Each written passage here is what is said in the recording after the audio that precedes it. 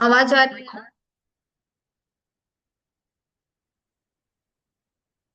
आवाज आ रही है? मैम आज एक की क्लास होगी। यस। ठीक है। हाँ, अभी मैम हाँ। आज एक ही क्लास होगी। हाँ, अभी थोड़ी प्रॉब्लम चल रही है, तो अभी मैं शॉर्ट आउट करने की कोशिश कर रही हूँ। देखो कब होता है। मुझे एक्चुअली मेड चाहिए जो खाना वाना बना के दे दे, और वो मुझे मिल नहीं रही है। तो अभी मुझे ओपीडी की टेंशन, क्लास की टेंशन, रूम की टेंशन, तो अभी मेरे पास बहुत टेंशन है। इसी चक्कर में हम कोशिश कर रहे हैं एक दो दिन में सॉल्व हो जाए। अब नई जगह जाओ तो थोड़ा सा मैनेज करना मुश्किल हो जाता है ना। हाँ एक ये तो है मैम। एक मेड से बात किया था, मैंने कहा 2000 देंगे, तो बोली कि हम अपने हस्बैंड से बात करके बताते हैं। फिर कह रही है कि मान गई थी, उसके बाद कह रही है कि 5000 दे दीजिए, हम बहुत गरीब लोग हैं, ऐसा है वैसा है। और 5000 उसने दाम इसलिए बढ़ाया कि उसको पता चल गया कि मैं मेडिकल ऑफिसर हूँ, तो उसको लग रहा है कि इनके पास पैसा बहुत सारा है, तो जितना मांगेंगे दे देंगी। मतलब हम। 5,000 तो बहुत ज्यादा है। हाँ, वो मैम एक टाइम का बनाने के लिए 1500 लेते हैं वहां पे गोरखपुर में, तो हाँ। बना रही है आपके वहाँ। वो भी गांव में, गांव अ, जैसे एरिया में इतना। गाँव में। एक लोग का 1,000 लेते हैं मैम, 2 लोग हैं तो इस हिसाब से मतलब पर हेड लेते हैं। हाँ, अब तो वो बहुत। इतना ले। मुझे मतलब मुझसे बहुत, मतलब मैं ना सबसे, मुझे लगता है बहुत ज्यादा अनलकी हूँ इस मामले में कि मैंने कभी कुकिंग नहीं सीखी। और मुझे बहुत पछतावा है इस चीज का कि मैंने पढ़ाई के अलावा मैंने कुछ नहीं सीखा है। लिटरली, मतलब अगर कोई कहे ना कि मेरे अंदर क्या टैलेंट है, तो सिर्फ और सिर्फ पढ़ने के अलावा मैंने मेरी लाइफ में कुछ भी टैलेंट, मतलब डांस, ये सब जो लड़कियों के होते हैं पैशन, ये वो सब को छोड़ के जो घरेलू काम में मुझे कुछ भी नहीं आता। बहुत बहुत ज्यादा मुझे इस चीज का रिग्रेट होता है कि काश मुझे खाना बनाना आता। मैम कोई कोई रिग्रेट नहीं है, इसीलिए आप वहां पर हैं, बाकी सब घर पे हैं। मैं, पता है, मैं ना इतनी, जब से मैं यहाँ पे आई हूँ ना, मैंने अच्छा खाना नहीं खाया। मतलब होटल का खाने से वॉमिटिंग आती थी, गर्मी इतनी ज्यादा है, आप इतना स्पाइसी नहीं खा सकते। दाल बनाई वो भी कच्ची बन गई, भिंडी बनाई वो भी कच्ची बन गई, रोटी बनाई तो रोटी रबड़ जैसी लग रही है। मतलब मुझे लगता है करूँ तो करूँ क्या। अभी फ्रूट्स खा के रह रही हूँ, फ्रूट्स, दूध और ये सब। जितना बात धीरे है धीरे ट्राई करो, आ जाएगा मैं बनाने। दूध कोई तो बहुत बड़ा काम नहीं है। हर किसी को खाना बनाना तो आना चाहिए। एग्जैक्टली exactly, और और पता अगर है खाना जिम बनाना करते है। हैं मैम, इस इसीलिए, मौसम में फ्रूट्स खाइए ज्यादातर। एक मिनट, मैं मैम इस, जिन सर रिकॉर्डिंग ने आप अभी कमेंट किया ना कि बाकी लोग घर में हैं, उनके लिए आप इसलिए अटेंड कर पा रहे हैं क्लास क्योंकि आपके घर में कोई ना कोई बना के दे रहा है। नहीं एक्चुअली। रिकॉर्डिंग आप कर दीजिए मैम। हाँ, एक मिनट, एक मिनट। मैम 7 बजे वाली क्लास हुई थी क्या? नहीं मैम। चलो ठीक है, अब फटाफट पढ़ते हैं। देखिए, पीएम में ना सबसे पहले मैं जो टॉपिक स्टार्ट करना चाह रही हूँ वो है किडनी। किडनी इसलिए इंपॉर्टेंट है क्योंकि किडनी से जो रीनल स्टोन टॉपिक है, और किडनी के जो टॉपिक्स है वो थोड़ा ज्यादा इंपॉर्टेंट है, जैसे जीआईटी भी इंपॉर्टेंट है और भी सिस्टम इंपॉर्टेंट है। तो हम किडनी से स्टार्ट करते हैं। तो बेसिकली जो किडनी होती है, तो किडनी में सबसे बड़ी जो प्रॉब्लम होती है, पहले तो रीनल स्टोन तो बहुत अच्छा टॉपिक है, पर उसके पहले एक टॉपिक है जिसको हम बोलते हैं कि रीनल फेलियर। तो देखिए, रीनल फेलियर जो होते हैं बेसिकली दो तरह के होते हैं, एक होता है एक्यूट रीनल फेलियर और एक होता है क्रॉनिक रीनल फेलियर। तो बेसिकली जो एक्यूट रीनल फेलियर होता है, तो उसमें कुछ फेजेस होते हैं। जैसे कि पहला फेज होता है इनिशिएशन फेज। कभी भी फॉर एग्जांपल कोई इंसान को डिहाइड्रेशन हो गया, या कोई पर्सन शॉक में चला गया, या किसी ड्रग्स की वजह से जो है किडनी काम करना, किडनी को इंजरी हुई, तो यहाँ पे इनिशिएशन से आप एक टर्म याद रख सकते हैं, दैट इज इंजरी। मतलब इनिशिएशन या फिर आई फॉर इंजरी। तो होता क्या है कि जैसे सबसे पहले क्या हुआ, पर्सन डिहाइड्रेशन में गया, शॉक में गया, या किसी ड्रग्स के एडवर्स इफेक्ट की वजह से उसकी जो किडनी है उसको इंजरी हुई। जैसे आप सब जानते हैं, ऐसे बहुत सारे ड्रग्स होते हैं, हैवी मेटल्स होते हैं, या ऐसे पॉइजनिंग होती है जिसमें किडनी जो है होती है वो उसके फंक्शंस जो होते हैं डिटेरिएट हो जाते हैं। तो या फिर ब्लड सप्लाई कम होना, ये मेन कारण होते हैं जिससे किडनी को इंजरी होती है। यहाँ पे इंसल्ट का मतलब है इंजरी। तो ये कब शुरू होता है, ये इसका जो ड्यूरेशन पीरियड होता है वो कुछ घंटे से लेके 2 घंटे तक होते हैं। तो approximately few hours to 2 hours जो होता है, ये इसका ड्यूरेशन होता है। कि 3 डेज अब है हो, मैम, मैम 2 डेज है। हाँ, सॉरी, फ्यू आवर्स से लेके 2 डेज तक आपको ये वाला फेज देखने को मिलेगा। तो इसमें होगा क्या, इसमें सिर्फ इसमें जो होगा इनिशिएशन, मतलब अभी सिर्फ और सिर्फ शुरुआत हुई थी। और यहाँ पे लिखा है, देखिए सबसे पहले लिखा है ये बात कि रीनल इंसल्ट होता है। तो जैसे मैंने बताया इंसल्ट का मतलब इंजरी, तो ये कब से शुरू होता है, फ्यू आवर्स से लेके 48 आवर्स या 2 डेज। तो अगर आपसे पूछा जाए एक्यूट रीनल फेलियर के 4 फेजेस होते हैं, तो वो कौन सा फेज है जो इनिशियल 2 डेज तक आपको देखने को मिलता है, तो आप बताएंगे इनिशिएशन वाला जो फेज होता है वो होता है। तो यहाँ पे कैसा फेज होता है भाई, किडनी को इंजरी हुई, वहां पे ब्लड सप्लाई की कमी हुई, अब जिसकी वजह से क्या दिक्कत होगी कि अब यहाँ पे अब इंजरी हुई और ब्लड सप्लाई कम हो गया, तो किडनी फिल्ट्रेशन का काम जो होता है वो करना कम कर देगी। तो अभी यहाँ पे उतने साइन एंड सिम्टम्स देखने को नहीं मिलते हैं, अभी ये सिर्फ शुरुआती दौर होता है, तो बहुत ज्यादा आपको यहाँ पे देखने को नहीं मिलेगा। लेकिन अगर ये फेज बना रह गया तो आगे जो फेज आती है इसको हम बोलते हैं मेंटेनेंस फेज। तो मेंटेनेंस फेज जो होता है ये कब कब शुरू होगा, जैसे कि इनिशियल फेज के बाद से ये स्टार्ट होता है, यानी कि 2 डेज के बाद से जो है, जो 2 डेज वाली स्टेज थी उसके बाद, यानी ये 48 आवर्स के बाद इनिशियल स्टेज से शुरू होता है और 10 से 14 डेज तक ये रहता है। तो अगर आपसे पूछा जाए कि इनिशियल फेज के कितने टाइम के बाद मेंटेनेंस वाला फेज आता है, तब आप बताएंगे 48 आवर्स के बाद से ये शुरू होता है और 10 से 14 डेज तक रहता है। और ये कोई फिक्स पीरियड नहीं है कि 10 से 14 डेज ही रहेगा, ये 10 से 14 डेज के आगे भी रह सकता है। तो यहाँ पे क्या होगा कि यहाँ पे सबसे पहले तो जीएफआर, यानी जो आपका फिल्ट्रेशन रेट होता है, नॉर्मल फिल्ट्रेशन रेट कितना होता है 120 पर मिनट होता है। तो यहाँ पे जो जीएफआर होगा, यानी फिल्टर करना किडनी अब कम कर रही है। तो जब फिल्टरेशन 125 मैम हम लोगों ने शायद पढ़ा था। देखो 180 नहीं नहीं, एक में लिखा है 125 है। जीएफआर पर मिनट अच्छा और एक लिखा है 125 ml जीएफआर पर मिनट पर लीटर। तो जो आप पर लीटर डे 180 बता रहे हैं ना, जो आप 180 बता रहे हैं, तो वो, और जैसे जीएफआर नॉर्मल जैसे 125 है, ठीक, लेकिन 120 को भी हम नॉर्मल रेंज में ही रखते हैं। अगर 120 से कम आता है या 90 हो जाता है, तब जो है हम बोलते हैं जीएफआर कम हो गया। जैसे मान लीजिए नॉर्मली आपने 125 पर मिनट पढ़ा है, तो एक ऐसा टर्म है जो जो आप 180 बोल रहे थे ना, वो 180 लीटर पर डे ऐसा कुछ है वो टर्म, मतलब दोनों जीएफआर से ही हाँ भाई रिलेटेड है। 80 लीटर पर डे हाँ तो 180 लीटर पर डे। हाँ 180 लीटर पर डे है, और 125 जो है वो पर मिनट है। ध्यान रखना मिनट में पूछ रहा है जीएफआर या फिर लीटर में पूछ रहा है। तो आप दोनों ने मतलब आंसर सही दिया था। तो यहाँ पे क्या होगा कि जैसे ही अब यहाँ पे यूरिन का आउटपुट कम होने लगा, तो आप खुद सोचिए जब यूरिन पास आउट होगा ही नहीं, तो जितने भी टॉक्सिन्स है, जितने भी बाई प्रोडक्ट है, जितने भी वेस्टेजियस प्रोडक्ट है, वो आपकी बॉडी में एक्यूमुलेट होना शुरू हो जाएंगे। तो यहाँ पे यही होता है कि यूरिन का आउटपुट कम हो जाता है, तो जिस जिस कंडीशन को हम बोलते हैं ओलिग्यूरिया।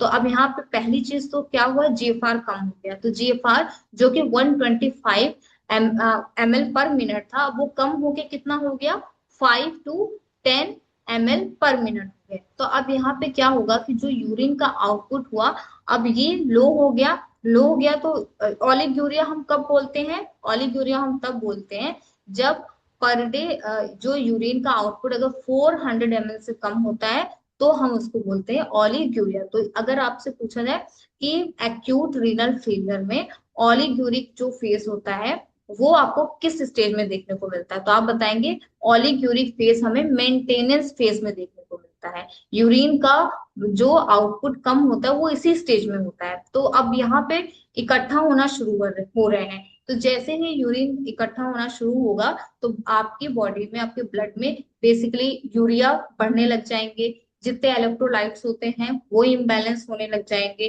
पोटेशियम जो होता है वो बढ़ने लग जाएगा।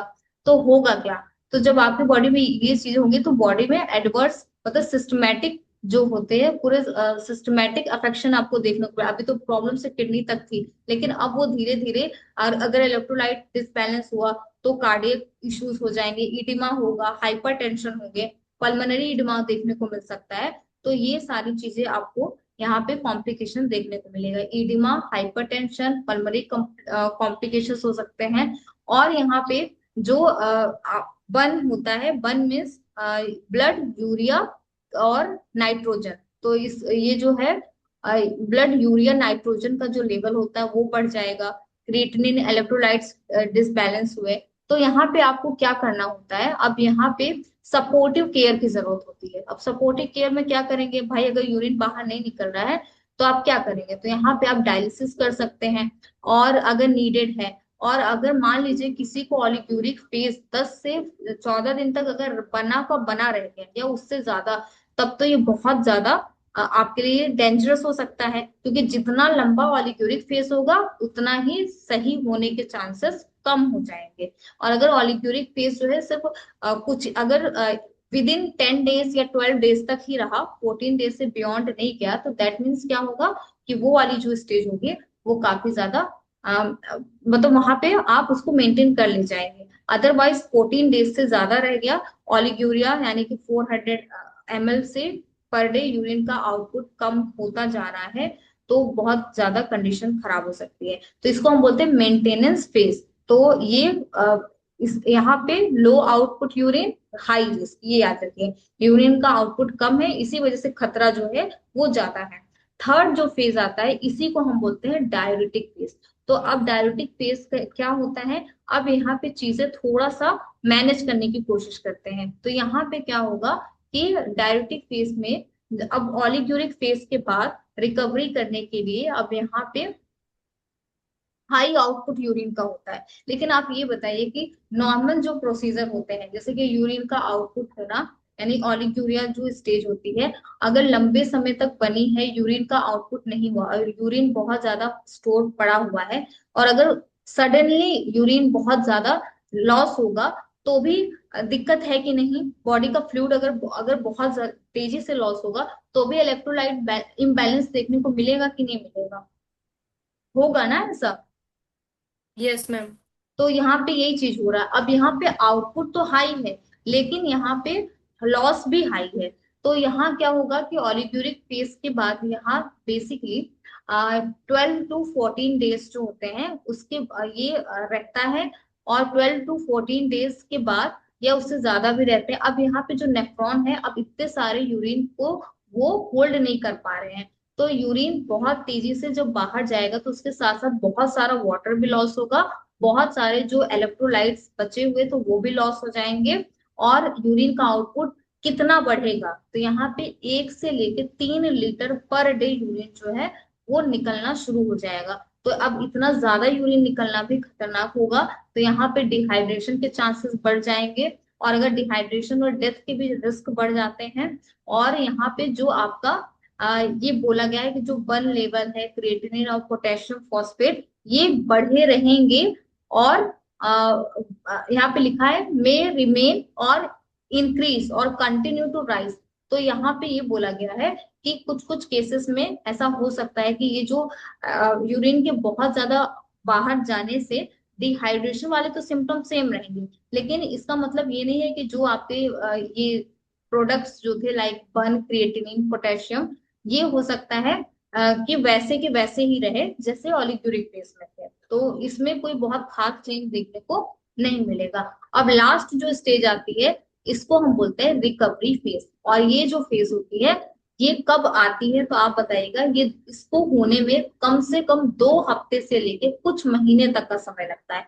अभी देखिए हम लोग जब इनिशियल से स्टार्ट किए थे तो कुछ घंटे से लेके 2 दिन का समय था, लेकिन यहाँ पे 2 हफ्ते से लेके कई महीने का समय लगता है जहां पे रिकवरी देखने को मिलती है। तो यहाँ पे रिकवरी जो होती है डायरेटिक फेज के बाद से शुरू होती है, और डायरेटिक फेज जो है यहाँ पे लिखा है रफली। अब आप स्टार्टिंग से जोड़िए, अगर आप स्टार्टिंग से जोड़े, जैसे मान लीजिए वहां पे 2 आवर्स है, इधर 10 डेज है, इधर 10 डेज है, तो यहाँ पे मतलब कितने डेज हो गए आप, मतलब यहाँ पे सॉरी इनिशियल में 2 डेज जोड़िए, यहाँ पे 10 डेज, यहाँ पे 10 डेज, तो टोटल कितने डेज हुए, 24 हुए ना, 22 हुए सॉरी। और यहाँ पे मान लीजिए मतलब उसी को रफली जोड़कर इन्होंने बताया है कि ये जो रिकवरी वाली फेज होती है वो रफली 24 डेज के बाद से शुरू होती है।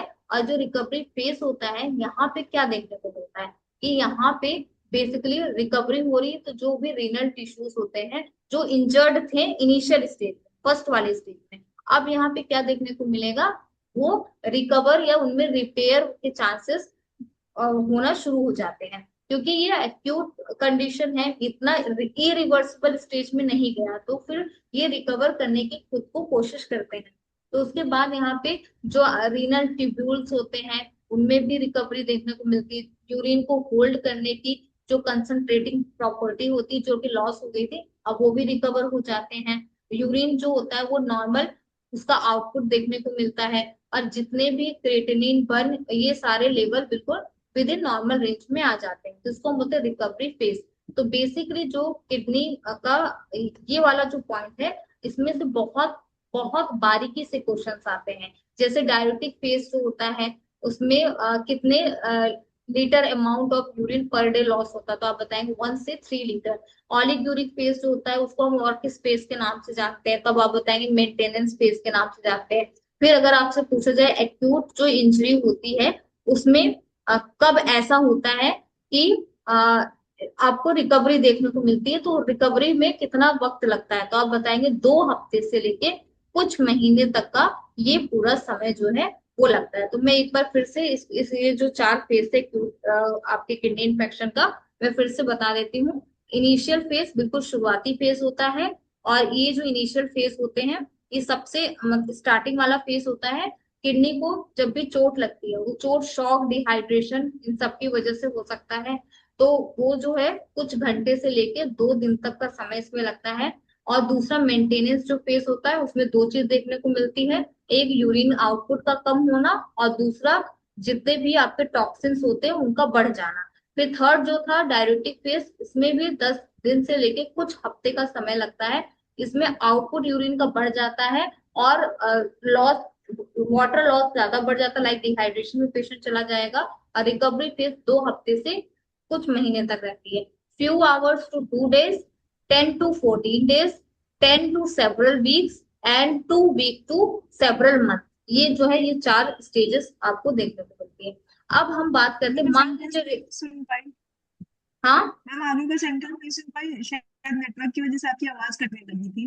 फिर से रिपीट कर दीजिए लास्ट वाला सेंटेंस। रिकवरी फेज, जी जी जी। हाँ तो रिकवरी फेज को ठीक होने में मैं ये बता रही थी कि कुछ हफ्ते से कुछ महीने लगते हैं, जहां पे जो किडनी है धीरे धीरे नॉर्मल होने लगती है, कंसंट्रेटिव पावर जो होती है वो बिल्कुल नॉर्मल हो जाता है, यूरिन आउटपुट नॉर्मल हो जाता है, जितने भी क्रिएटिनिन बर्न होते हैं, ये बर्न मतलब ब्लड यूरिया नाइट्रोजन, इसका भी लेवल जो होता है वो विद इन नॉर्मल रेंज आना शुरू हो जाते हैं। और जो ट्यूबुलर फंक्शंस होते हैं, जो रीनल ट्यूब्यूल्स होते हैं, उनके भी फंक्शन जो होते हैं बिल्कुल नॉर्मल होना शुरू हो जाते हैं। लेकिन अब क्या हो कि अगर रिकवरी हो ही ना, अगर बॉडी में रिकवरी कब नहीं होगी, अगर अगर कोई और पैथोलॉजी हो गया, तो अगर रिकवरी नहीं। मैम जो एडिशनल पॉइंट्स आप बोल रहे हैं वो सेंड कर दीजिएगा, अच्छा, जो अलग से आप पॉइंट्स बोल रहे हैं हम्म, ना जो इसमें रिटन नहीं है। हाँ ठीक है, एक्चुअली वो यही लिखा है, बट मैं उसको समराइज करके बता रही हूँ आप। ठीक है, मैं देख सेंड भी कर दूंगी। ओके। देखिए क्या होता है, जब भी मान लीजिए कि एक्यूट रीनल फेलियर के बाद अगर मान लीजिए वो रिकवरी नहीं हुआ और लंबे समय तक बना रह गया, तो फिर क्रोनिक रीनल फेलियर स्टेज में चला जाएगा। और यहाँ की भी जो हम स्टडी करते हैं बेसिकली वो किस पे डिपेंड करता है, वो डिपेंड करता है जीएफआर के ऊपर, कि कितना जीएफआर जो है वो नॉर्मल है, उसी के हिसाब से हम इसको देखते हैं।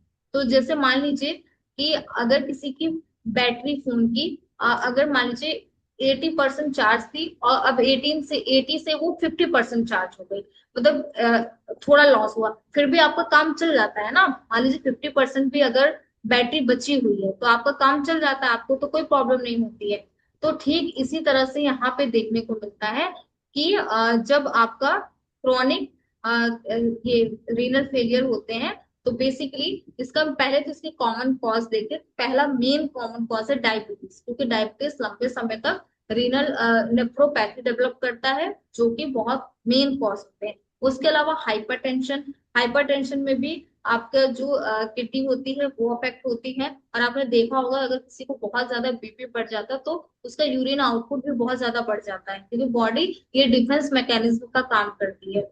तो उसके अलावा ग्लोमेरुलोनेफ्राइटिस और कुछ डिजीज होते हैं, जैसे कि हमारे ओवरीज में सिस्ट बन जाते हैं, तो ऐसे बहुत सारी डिजीजेस है जहां पे किडनी में सिस्ट बनते हैं, तो उसको हम बोलते हैं पॉलीसिस्टिक किडनी डिजीज। ये दो तरह के होते हैं, मतलब बच्चों में होते हैं तो उसको हम चाइल्डहुड पॉलीसिस्टिक किडनी डिजीज बोलते हैं, और अगर एडल्ट में होता है तो हम उसको एडल्ट पॉलीसिस्टिक किडनी डिजीज के नाम से जानते हैं। तो अब होगा क्या, अब होगा यहाँ पे ये चीजें कि मान लीजिए लंबे समय तक नेफ्रॉन अफेक्ट हो रहा है, लंबे समय तक जीएफआर अफेक्ट हो रहा है, तो अगर जीएफआर फिल्टर करेगा ही नहीं, अगर फिल्टर करके यूरिन बनाएगा ही नहीं, तो बॉडी में क्या होगा, फिल्ट्रेशन प्रोसेस अगर नहीं होगी तो इलेक्ट्रोलाइट बैलेंस बिगड़ेगा, एसिड एसिड और जो पीएच होता है ब्लड का वो अफेक्ट होगा। और उसके अलावा जो आपके किडनी से एक हार्मोन रिलीज होता है एरिथ्रोपोइटिन, जो कि हाइपो मतलब अनीमिया के केस में फाइट करता है, इसकी वजह से ब्लड का प्रोडक्शन प्रॉपर होता रहता है। तो आपका वो एरिथ्रोपोइटिन काम नहीं करेगा, आपकी किडनी विटामिन डी का बनाने का काम करती है, सिंथेसिस कराती है, उसको एक्टिवेट करती है, तो विटामिन डी एक्टिवेट नहीं होगा तो बोन से रिलेटेड डिजीज होगी। तो ये सारे जो लक्षण होंगे वो क्रॉनिक रीनल डिजीज में देखने को मिलती है। तो अब यहाँ पे अगर हम बात करें पहला वाला फेज, तो जो पहला वाला फेज होता है उसको हम क्या बोलते हैं, उसको हम बोलते हैं diminished renal diminished renal reserve. ठीक है, तो डिमिनिस्ड रीनल रिजर्व में क्या होगा कि मान लीजिए पहुंच आपकी, गए? जो मैं आपको बता रही थी एग्जाम्पल, मान लीजिए किसी के मोबाइल की कहाँ पे बैटरी, हो? मान लीजिए किसी के मोबाइल की बैटरी है, ठीक है, अब वो 80% से 60% चार्ज रह गया, उसकी बैटरी उतनी ही बची है, फिर भी अगर अगर उसके पास 60% या 50% है तो भी उसका काम चल जाएगा। तो इसी तरह से जीएफआर का जो फंक्शन होता है वो थोड़ा सा ही घटा होता है, यानी कि 50 to 80% जो होते हैं नॉर्मल होते हैं, बाकी के जो 30% होते हैं सिर्फ वही अफेक्ट होते हैं। तो इसमें क्या देखने को मिलेगा कि जो जीएफआर लेवल है वो 50% तक मान लीजिए नॉर्मल है, तो रिडक्शन जो है वो 50 से मान लीजिए 80% हुआ है, जीएफआर मान लीजिए 50% तो अप्रोक्सीमेटली नॉर्मल है। तो यहाँ पे कोई भी लक्षण नहीं आएंगे, ये एसिम्प्टोमेटिक स्टेज होता है। क्रोनिक रीनल फेलियर में भी 4 स्टेज होते हैं, लेकिन कौन सा स्टेज होता है जो एसिम्प्टोमेटिक होता है, तो आप बताएंगे डिमिनिस्ड रीनल रिजर्व, यानी जो स्टेज फर्स्ट होती है वो कैसा होता है, एसिम्प्टोमेटिक, कोई लक्षण नहीं आएंगे क्योंकि भाई वो बैलेंस कर रहा है, तो जीएफआर जो होगा वो 50% तो नॉर्मल ही है, तो यहाँ पे कोई भी दिक्कत देखने को नहीं मिलती है। पेशेंट जो होते हैं बेसिकली एसिम्प्टोमेटिक होते हैं। दूसरी जो स्टेज होती है उसको हम बोलते हैं रीनल इनसफिशियंसी। अब इनसफिशियंसी का मतलब है कि अब सफिशियंट अमाउंट में फिल्ट्रेशन का काम नहीं हो रहा है। तो अब यहाँ पे अगर अगर सफिशियंट अमाउंट में फिल्ट्रेशन का काम नहीं हो रहा है तो पेशेंट को क्या देखने को मिलेगा, यहाँ पे जीएफआर का रिडक्शन कितना हो, मतलब जीएफआर जो होगा वो कितना ज्यादा कम हो सकता है, 22, यहाँ पे 20 to 50% जो होते हैं रिडक्शन हो रहा है जीएफआर में। तो यहाँ पे अनीमिया एजोटेमिया अपीयर होगा, यानी यहाँ पे क्या होगा, अनीमिया हाइपरटेंशन वगैरह देखने को मिल सकते हैं, यूरिन आउटपुट बढ़ जाएगा, रात को स्पेशली नाइट टाइम पे यूरिन अर्जिंग जो होती है वो ज्यादा देखने को मिलेगी। यही एक ऐसा स्टेज होता है जहां पे सिम्टम्स आना शुरू होते हैं। और अगर हम बात करें किस किस तरह के सिम्टम्स आते हैं, तो वीकनेस फील होना, बार बार यूरिन आना, स्पेशली रात के टाइम पे बहुत ज्यादा यूरिन पास करने का अर्जिंग होना, और बीपी का अचानक से बढ़ जाना, ये ऐसे लक्षण होते हैं जो आपको रीनल इनसफिशियंसी स्टेज में देखने को मिलता है, जहां पे आपका जो जीएफआर है, अभी तक 50% जीएफआर नॉर्मल था, पर यहाँ पे सिर्फ 20 से 50% ही जीएफआर नॉर्मल है। लेकिन अगर ऐसा हो जाए कि जीएफआर 20% ही नॉर्मल बचा रह जाए, यानी कि पूरे 80% खराब हो चुके, सिर्फ 20% ही जीएफआर जो है। एजोटीमिया क्या है? एजोटेमिया में, एजोटीमिया क्या है? हाँ बता रही हूँ, एजोटेमिया जो होते हैं तो उसमें बेसिकली जो आपके यूरिन, देखिए एजोटेमिया में जो आपके ब्लड जो भी नाइट्रोजनस वेस्ट रहते हैं वो जब बॉडी में इंक्रीज हो जाते हैं उसी को बोलते हैं एजोटेमिया। हाँ जो जैसे अभी यूरिया क्रिएटिन वगैरह ये सारी चीजें बढ़ रही हैं। जैसे अभी हम लोग मैम बस वो सब क्लिनिकल होते हैं। जैसे हम लोग बार बार बोल रहे हैं ना कि बन बढ़ रहा है, आपका क्रिएटिनिन लेवल बढ़ रहा है, तो ये जो होते हैं ये वेस्ट प्रोडक्ट्स है, और बेसिकली ये नाइट्रोजनस वेस्ट प्रोडक्ट्स है। तो जब ये वेस्ट प्रोडक्ट बढ़ते हैं तो हम इसको बोलते हैं एजोटीमिया। तो ये भी कई तरह के होते हैं, जैसे प्री रीनल भी होते हैं, रीनल भी होते हैं, यानी कि ऐसे कारण जहाँ पे किडनी में प्रॉब्लम नहीं है, ब्लड में प्रॉब्लम है, तो उस केस में हो सकता है। और रीनल में बेसिकली प्रॉब्लम किडनी में ही है, तो इसको हम बोलते हैं एजुटेमिया। तो यहाँ पे हम क्या बात कर रहे थे, रीनल इनसफिशियंसी हो गया था, है ना। देखिए क्रॉनिक रीनल फेलियर जो होते हैं उसमें जीएफआर का लेवल, हाँ क्रॉनिक रीनल फेलियर जो स्टेज है थर्ड वाली स्टेज होती है, तो यहाँ पे सिर्फ और सिर्फ 20% ही जो जीएफआर है वो नॉर्मल बचे रह जाते हैं, 80% जो है वो बिल्कुल वेस्ट है, खराब है। तो यहाँ पे अब किडनी क्या करेगी, अब किडनी आपके वॉल्यूम्स को नहीं मेंटेन करके रख पाएगी, और यूरिन जो होगा वो बहुत ज्यादा गाढ़ा होना शुरू हो जाएगा, पेशेंट में इडिमा स्टार्ट हो जाएगा, एसिडोसिस, क्योंकि पीएच मेंटेन नहीं कर पाएगा, और पोटेशियम लेवल का बहुत ज्यादा मात्रा में बढ़ जाएंगे। तो अब यहाँ पे एक टर्म लिखा है, overt symptoms of renal failure appear, यानी कि जितने भी किडनी फेलियर के लक्षण होते हैं अब यहाँ पे आपको प्रॉपरली देखने को मिलेंगे। और यूरेमिया भी जरूरत से ज्यादा बढ़ा मिलेगा, और यूरेमिया अगर बहुत ज्यादा बढ़ गया तो इसकी वजह से न्यूरोलॉजिकल डिसऑर्डर, जीआईटी डिसऑर्डर और कार्डियोवास्कुलर कॉम्प्लिकेशंस भी देखने को मिल सकते हैं। एंड लास्टली क्या होगा कि जिसको हम बोलते हैं एंड स्टेज रीनल डिजीज। तो जो एंड स्टेज रीनल डिजीज होती है ये तो बहुत खतरनाक स्टेज है। अब यहाँ पे 95% आपका जीवार एकदम खत्म है, सिर्फ 5% जो है जीवार बचे हुए, तो वो 5% क्या कर सकते हैं, कुछ नहीं कर सकते। अब ये एक ऐसी स्टेज होती है जहाँ पे पेशेंट को सरवाइव करने के लिए डायलिसिस की जरूरत पड़ती है। अब यहाँ पे सर्वाइवल रेट ऑलमोस्ट 0 है, खुद से तो नहीं हो सकता, सिर्फ डायलिसिस ही कुछ कर सकते हैं। तो यहाँ पे ये चीज याद रखिएगा कि क्रॉनिक रीनल फेलियर में भी 4 स्टेजेस होती हैं। कौन सी स्टेज एसिम्टोमेटिक होती है, तब आप बताएंगे डिमिनिश्ड रीनल स्टेज। कौन सी स्टेज जो होती है जहां पहली बार सिम्टम्स आते हैं यूरिन से मैम रिलेटेड। हाँ मैम पर बाकी दूसरे जितने बुक्स हैं, मतलब ये जो इसमें स्टेजिंग दी हुई है सीकेडी की, तो उस बाकी दूसरे बुक्स में वो 5 स्टेजेस अलग जीएफआर लेवल पे दिए हुए हैं। तो नहीं जैसे इंड स्टेज रेनल डिजीज इसमें 4th स्टेज दिया हुआ है ना, तो ये 5th स्टेज देता है, और वो उसका जीएफआर का वैल्यू है कि अगर इतने से इतना कम हुआ तो इतने से इतना कम हुआ तो। नहीं, देखिए ये जो मैं आपको स्लाइड बता रही हूँ ये मुदित खन्ना के नोट्स है, तो मैंने उन्हीं के नोट से पढ़ा है। वो मुदित खन्ना पीएम की तो बहुत अच्छी बुक है, तो उसमें उन्होंने 4 स्टेज में ही बताया है। तो ये जो आप देख रहे हो ना उन्होंने ये एडिसन से लिया है, उन्होंने एडिसन से लिया है, एडिसन अच्छी बुक है पीएम की। कौन सी बुक बता रहे हैं जी। एडिसन की, एडिसन से लिया है इन्होंने, जितने भी वो दिए हैं अपने, वो एडिसन हैरिसन, से लिया है, पीएम की अच्छी बुक है जी। अच्छा हाँ, तो ये चीज मैं बता रही थी। देखिए अभी आपका जो रीनल वाला, रीनल किडनी का जो पहला टॉपिक है वो रीनल फेलियर, तो अभी हमने जैसे इसको पढ़ा। और एक बहुत दूसरा जो एक टॉपिक है जिसको हम बोलते हैं यूरिन कास्ट।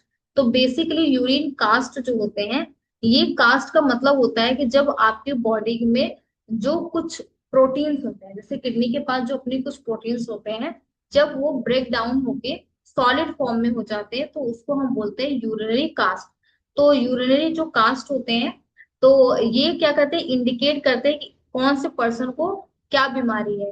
तो ये जैसे कि रिपीट कर दीजिए एक बार। हाँ देखिए ये बता रही थी कि जो यूरिन कास्ट होते हैं ये क्या होते हैं। तो यूरिनरी जो कास्ट होते हैं कि आपकी जो किडनी है, किडनी में होते हैं रीनल ट्यूब्यूल्स, तो उन ट्यूब्यूल्स के अंदर कुछ प्रोटीन्स और सेल्स पाए जाते हैं। तो होता क्या है कि ये जो प्रोटीन और सेल्स होते हैं वो एक जगह पे इकट्ठा होने लगते हैं, और इकट्ठा होके सॉलिड सॉलिड फॉर्म में कन्वर्ट हो जाते हैं। तो वो जो सॉलिड फॉर्म होता है उसी को हम बोलते हैं कास्ट। तो कास्ट जो होते हैं, तो ये जो कास्ट होता है ये काफी इंपॉर्टेंट है, और इसलिए है जैसे कि कुछ कास्ट होते हैं जो हाइलिन कास्ट। तो अगर आपसे पूछा जाए हाइलिन कास्ट क्या होता है तो आप बताएंगे ये आपके बॉडी का नॉर्मल प्रोटीन होता है, यानी कि ये आपको यूरिन में हमेशा मिलता है, और इसका पूरा नाम है टॉम हॉर्सफल प्रोटीन। यानी हाइलिन कास्ट को ही हम बोलते हैं टॉम हॉर्सफल प्रोटीन। अगर आपसे पूछा जाए टॉम हॉर्सफल प्रोटीन या हाइलिन कास्ट कौन सी बीमारी इंडिकेट करता है, तो आप बताएंगे कोई बीमारी नहीं इंडिकेट करता, क्योंकि नॉर्मली ही यूरिन में पाया जाता है। बस ये है कि थोड़ा जैसे अगर कोई इंसान एक्सरसाइज कर रहा है या पर्सन जो है थोड़ा सा डिहाइड्रेटेड स्टेज पे गया है, तब ये हो सकता है ये थोड़ी मात्रा में बढ़े, लेकिन कोई पैथोलॉजिकल नहीं होती, हम नॉर्मल नॉर्मल है। उसके अलावा आरबीसी कास्ट। अब आप ये बताइए कि यूरिन में ब्लड का मिलना या रीनल ट्यूब्यूल्स में ब्लड अगर आ रहा है तो क्या ब्लड नॉर्मल हो सकता है, ब्लड नॉर्मल नहीं होते। अगर किसी के यूरिन से तो या कोई यूरिनरी जो कास्ट अगर रेड है, यानी रेड सेल मास या एरिथ्रोसाइट देखने को मिल रहा है, इसका मतलब है कि कहीं ना कहीं ग्लोमेरुलोनेफ्राइटिस है, यानी जो ग्लोमेरुलस होता है उसमें किसी तरह का इंफ्लेमेशन है या इंजरी हो गई है। तो ऐसे केसेस में जो पेशेंट होते हैं उनको जो है रेड कलर यूरिन देखने को मिलता है, या इसको हम कोको कोला कलर्ड यूरिन या कोला कलर यूरिन भी बोलते हैं। तो ये दिखाता है कि इंजरी कहाँ पे है।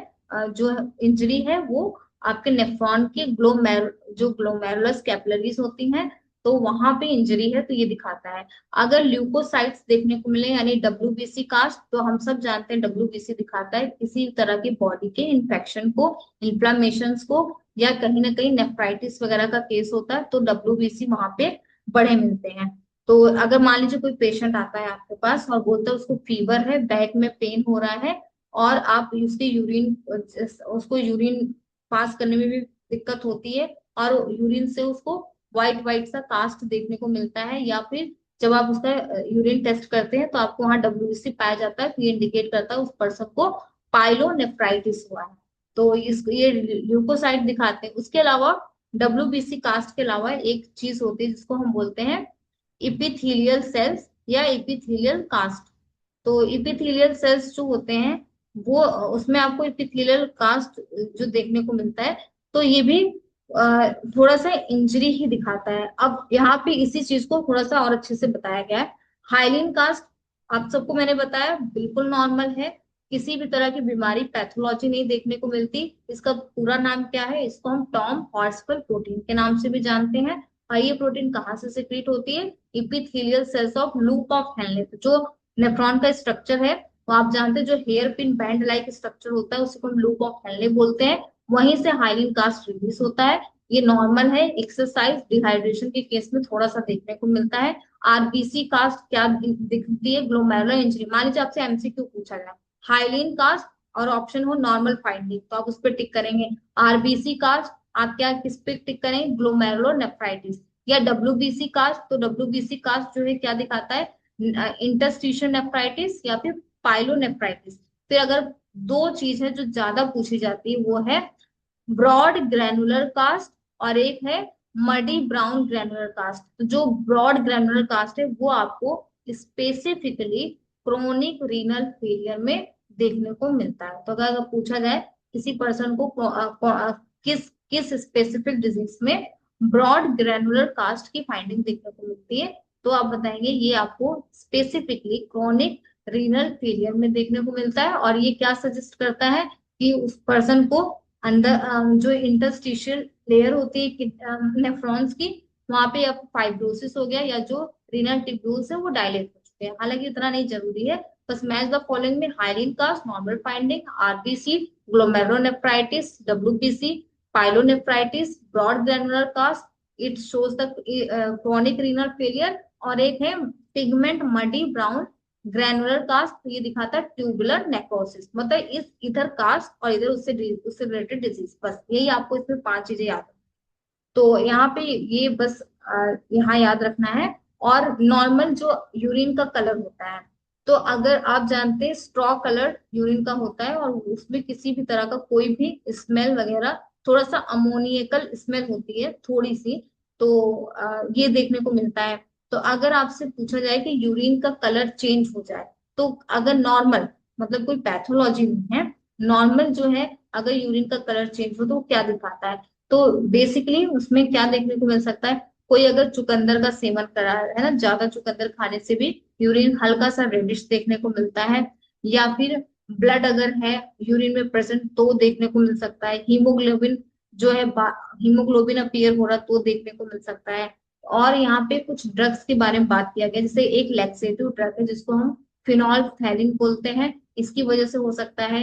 वेजिटेबल डाई, कुछ ऐसे जो सब्जियां होती हैं, फल होते हैं जिनमें नेचुरल कलर होता है उनका रेड, तो अगर आप उसका इंटेक ज्यादा करते हैं तो भी यूरिन का रेड कलर हो सकता है। मायोग्लोबिन यूरिया, यानी मायोग्लोबिन जो होते हैं यूरिन में अपीयर होने लगे, हीमोग्लोबिन अपीयर होने लग जाए। और एक बैक्टीरिया का नाम है, तो जिसका नाम है सेरेटा मार्सिनस बैक्टीरिया। ये क्या करता है, ये एक बीमारी कॉज करता है जिसको बोलते हैं रेड डाइपर सिंड्रोम।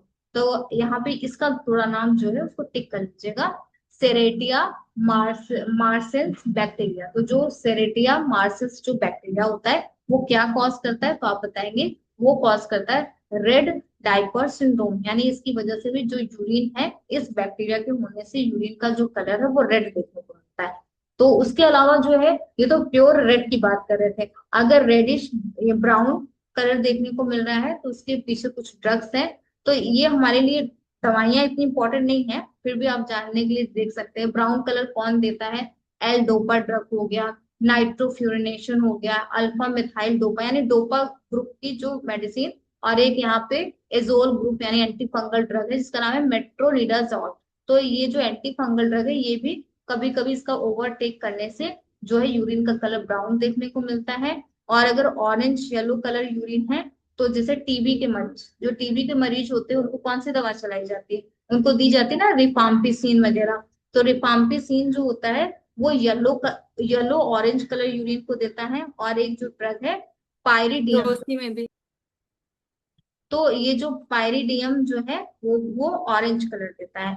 तो इस तरह से जो यूरिन का कलर अपीयरेंस जो है वो आपको अलग अलग देखने को मिलेंगे।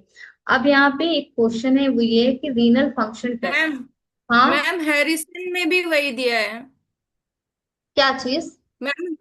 वो जो स्टेजेस का मैं बोल रही हूँ ना, हैरिसन में, एपीआई में और डेविडसन में, सब में वो 5 स्टेजेस का ही दिया है। मेरे एमडी वाले एग्जाम में भी आया था ये सीकेडी अभी।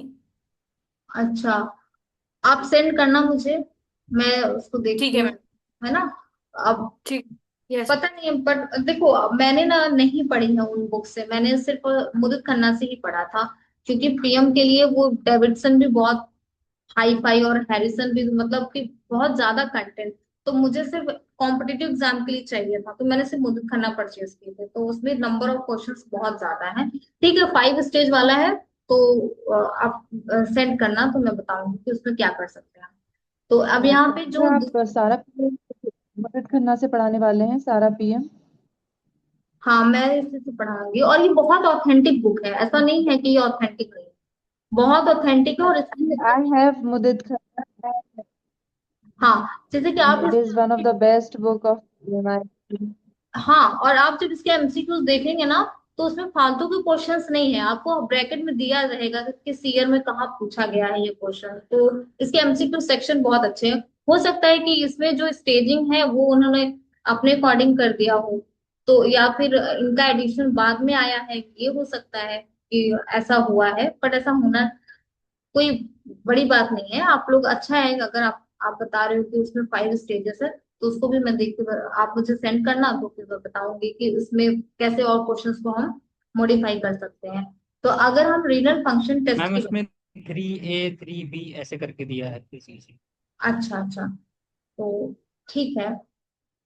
रीनल फंक्शन टेस्ट की अगर हम बात करें, तो रीनल फंक्शन जो टेस्ट होते हैं, अब उसमें हम क्या क्या टेस्ट करते हैं। पहली चीज तो हम फिल्ट्रेशन का फंक्शन देखते हैं कि फिल्टर प्रॉपर हो रहा है कि नहीं।